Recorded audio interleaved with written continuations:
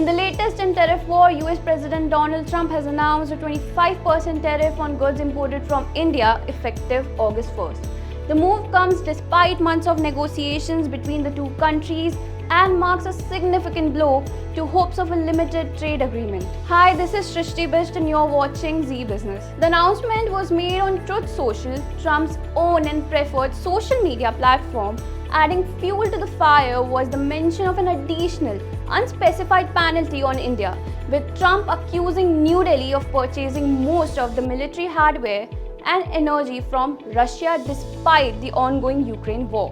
While calling India our friend, Trump accused the country of imposing some of the highest tariffs in the world and maintaining obnoxious non-tariff barriers.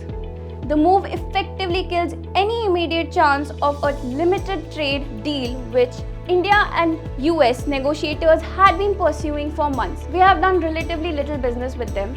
They have always bought a vast majority of their military equipment from Russia and are Russia's largest buyers of energy.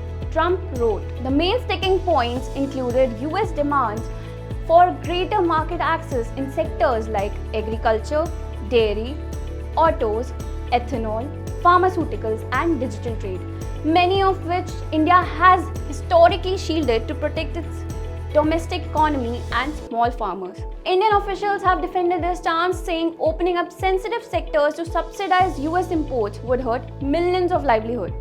New Delhi also fears the unpredictability of Trump's trade actions as a barrier to finalizing any long-term agreement. According to the latest trade figures, India exported nearly $87 billion worth of goods to the US in 2024.